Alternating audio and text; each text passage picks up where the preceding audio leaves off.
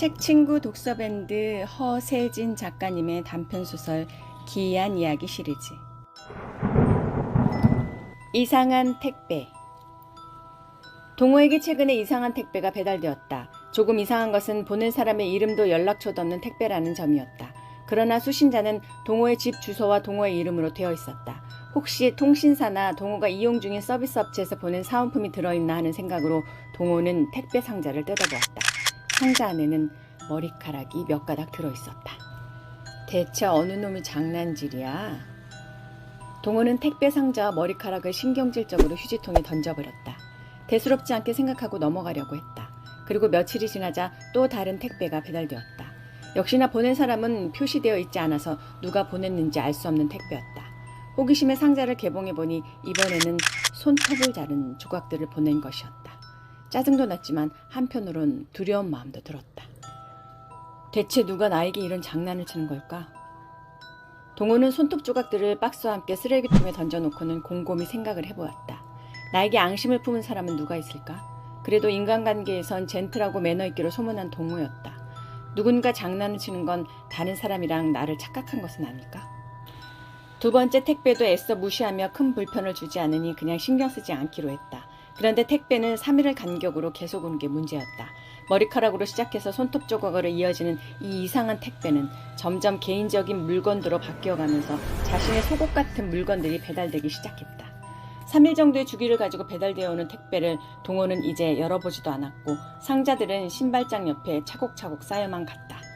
너무나 많은 박스들이 쌓여 신발장 앞에 자리가 없어지자 정리할 필요가 있었다. 정신병으로밖에 생각할 수 없는 상대의 행동에 화가 나서 동호는 쌓여있던 박스들을 모두 정리하기로 했다. 쉬는 날 그는 나를 잡아서 쌓여있던 상자들을 하나씩 뜯어보기로 했다. 택배 상자들은 날이 가면 갈수록 보낸 사람이 누구인지를 하나씩 보여주는 것 같았다. 시간이 갈수록 택배 상자 속의 물건은 보낸 사람의 아주 개인적인 물건들로 변해갔다. 최근에 한 택배 상자에는 얼굴이 모자이크 처리된 발신자로 추정되는 사진들이 여러 장 들어있었다. 동호는 그 사진들 속에 보이는 희미한 실루엣을 보고 그녀가 누구인지 서서히 생각나기 시작했다. 그녀는 몇 달 전에 퇴사한 혜미 씨였다. 과장인 동호는 신입사원들을 관리하며 그들이 잘 적응하도록 챙기는 일도 맡았다. 몇 달 전에 신입사원으로 입사한 혜미 씨는 입사한 후에 잘 적응하지 못하는 듯 보였다. 그녀는 상당히 독특하고 4차원이라는 말을 듣는 여자였다. 신입사원들의 마니또로 그들의 적응을 도와야 하는 동호는 혜미 씨가 회사에 잘 적응하도록 신경을 써주었다. 남들이 4차원이라고 놀리고 뒤로 욕을 해도 동호는 그녀를 따뜻하게 대해주었다. 동호로서는 딱히 개인적인 호감이 없었지만 따뜻하게 자신을 돌봐주는 동호에게 혜미는 점점 마음이 끌리게 되었다. 그렇게 3개월의 수습기간이 끝나갈 무렵 혜미는 동호의 따뜻한 배려와 도움으로 회사에 잘 적응할 수 있게 되었고 그러면서 한편으로는 동호를 아주 많이 좋아하게 되었다. 슬슬 수습이 종료되어 가던 어느 날 그녀는 동호에게 단도직입적으로 사귀자고 고백을 했다. 평소 4차원으로 불리던 그녀답게 그녀는 동호에게 바로 고백을 해버렸다. 그러나 혜미 같은 타입을 좋아하지 않던 동호는 당황해하면서 그녀의 고백을 거절하였다. 단칼에 혜미는 차여버렸다. 동호에게 차인 다음 날부터 혜미는 회사에 출근하지 않았다. 무단 결근으로 인해 혜미는 퇴사 처리가 되었다. 동호는 혜미가 퇴사를 하고 곧 그녀에 대한 것들을 서서히 잊으며 일상으로 돌아갔다. 그리고 그녀에 대해 어떤 기억도 떠올리지 않게 되었을 즈음에 택배를 받게 된 것이다.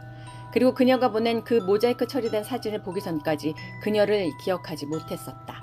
그녀가 보낸 몇 장의 사진 속에는 자신도 들어있었다. 그리고 그 단체 사진의 배경은 분명 회사의 풍경이었다. 대체 그녀는 나에게 왜 이런 걸 보내는 걸까?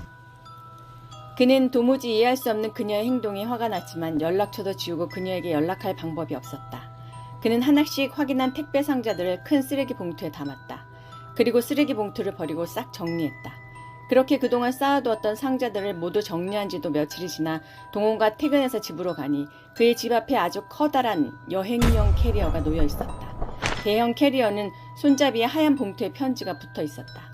편지를 뜯어보니 그 안에 손으로 쓴 편지가 들어있었다. 마지막 택배를 보냅니다. 라고 달랑 한 문장만 적혀 있었다. 마지막 택배라고 하니 상당히 많은 물건을 보낸 듯했다.